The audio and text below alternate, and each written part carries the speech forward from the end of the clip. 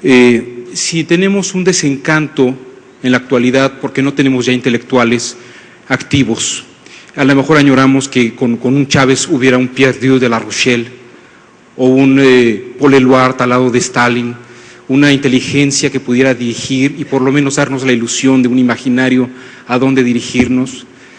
A lo mejor no vivimos un desencanto porque no hay un intelectual que nos dé una luz o un sentido, por más falso que sea.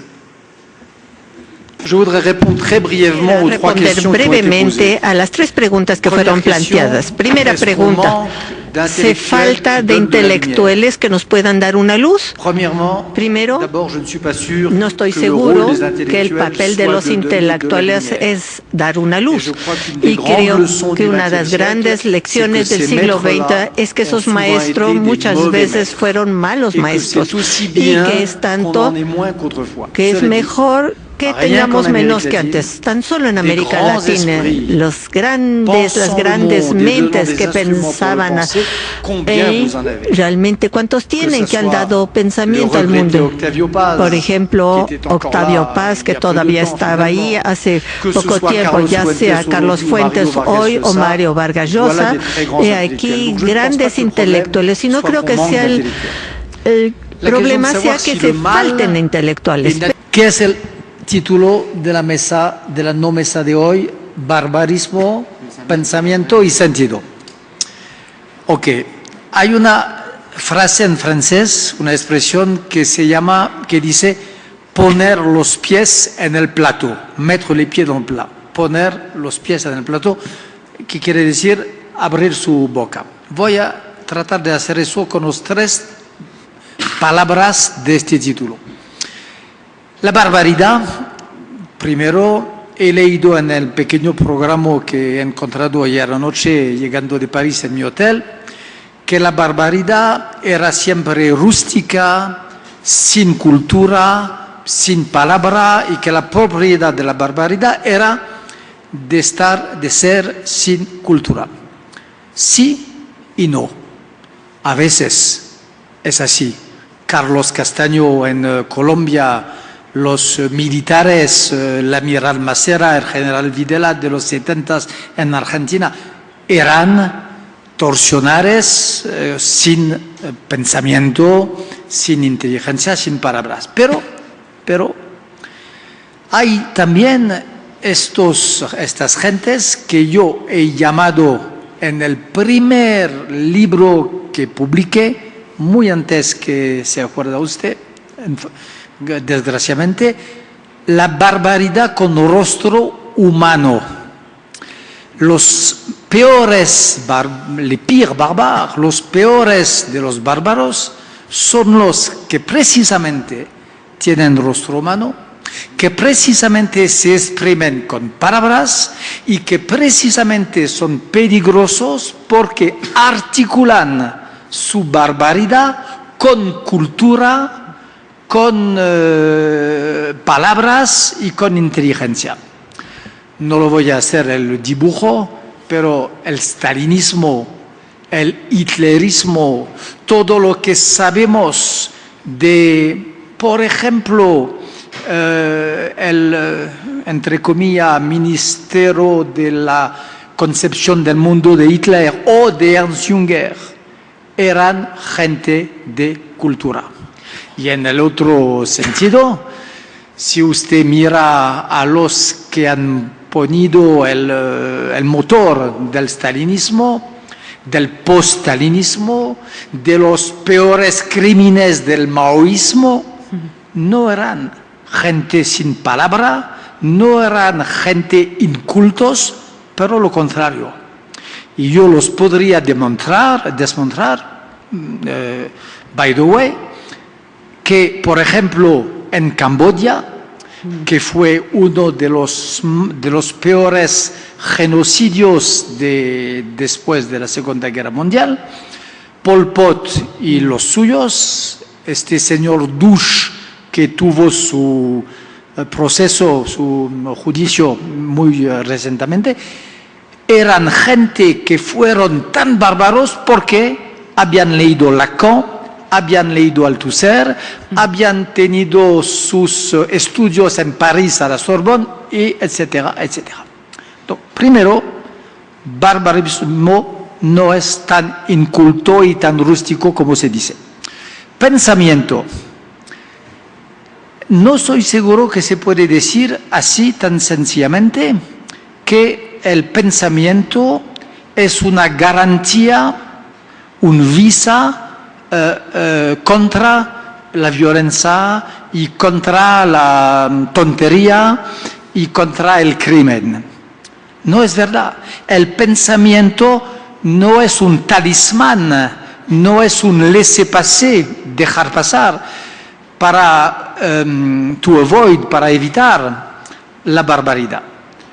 No voy a tomar demasiados ejemplos porque no tenemos tiempo y porque me daría mucho pena a mi corazón de francés, pero tantos grandes intelectuales franceses, los mejores, los más inteligentes, los pensadores, los más sofisticados que usted y que nosotros podemos imaginar, que han caído en los peores pièges, trampas de la época. El último era, tú has hablado de Ahmadinejad, has hablado de Irán, mi caro Michel Foucault, que es el educador, con razón, de toda una generación. Yo probablemente no sería el que soy sin Michel Foucault, pero Michel Foucault, con esta educación, con este pensamiento, su último commitimiento, his last commitment, son dernier engagement, fue de to give his support, de donner son soutien, de sostener a la revolución, entre comillas, de Irán, l'Ayatollah Khomeini, revolución espiritual y todo eso. Y esto es una verdad cuestión y un grande misterio de saber cómo la más sofisticada de las inteligencias puede tener como consecuencia la justificación de los peores crímenes. Yo he escrito un libro a propósito de Jean-Paul Sartre que se llama El siglo de Sartre, que es publicado creo en español, y este era una de las más calientes cuestiones que yo he tratado de plantear. Como Sartre, que es la sofisticación encarnada, Sartre, que ha empezado su vida intelectual como un alumno de Nietzsche, y de Céline, y de Stendhal, y de todo eso, cómo este hombre ha podido dar salud,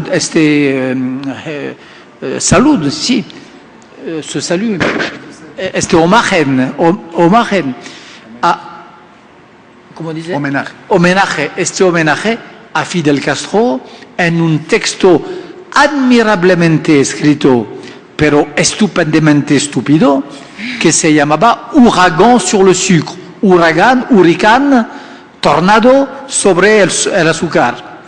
Era en 63 o 4, fue invitado por Castro, cayó literalmente sobre sous le charme de Fidel Castro, bajo el encanto de Fidel Castro, y escribió este texto completamente estúpido, Ouragan sur le sucre. Así que esta paradoja, este mixto de inteligencia y de estupidez, este mixto de razón y de pasión, esta manera en que se ve el pensamiento lo más sofisticado, dar los crímenes los peores, eso es una real cuestión que se plantea a nosotros y a este convenio también, si uno decide, como yo he hecho, de poner los pies en el plató. Así que la barbarie no es inculta, el pensamiento no es una garantía, Y la tercera palabra, señor Melo, el sentido. También, otra vez, no es tan sencillo. Dar sentido a las cosas. A veces es muy bien y a menudo puede ser bien, pero si usted se acuerda, por ejemplo, de lo que decía Alexandre Solzhenitsyn, cuando Alexander Solzhenitsyn trataba de entender cómo se hizo que por tanto tiempo la gente y los intelectuales en particular sabían a propósito de Gulag, pero no creían. ¿Cómo se hace que uno sabe sin creer? ¿Cómo se hace que uno ve sin fijarse de la realidad? Y Solzhenitsyn dice, ¿qué es este misterio? El Gulag estaba enfrente de los ojos y no fue pensado por ninguno antes de mí, Solzhenitsyn. Y la explicación que da Solzhenitsyn es la siguiente. The mistake, la falta, el error de los que vinieron antes de mí fue precisamente de dar sentido a lo que no tiene sentido.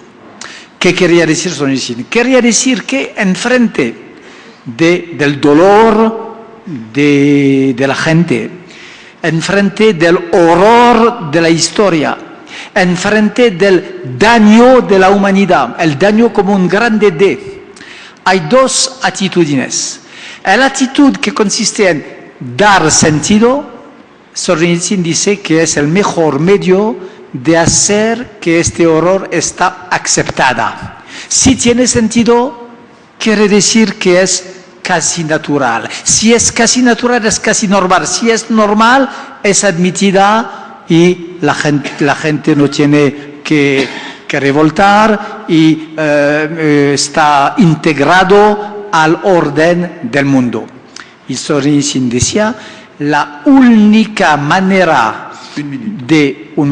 la única manera de tener caliente la horror, por ejemplo, del Gulag, y de aceptar de verle sin sentido, de verle en su ausencia de sentido. Dar sentido a lo que no tiene sentido, a lo que no tiene sitio, lugar en el orden del mundo, dar un sentido forzado, esto es un crimen, dice Solzhenitsyn, como lo decía Albert Camus y como lo decían muchos otros desde el libro de Job en la Biblia hebraica.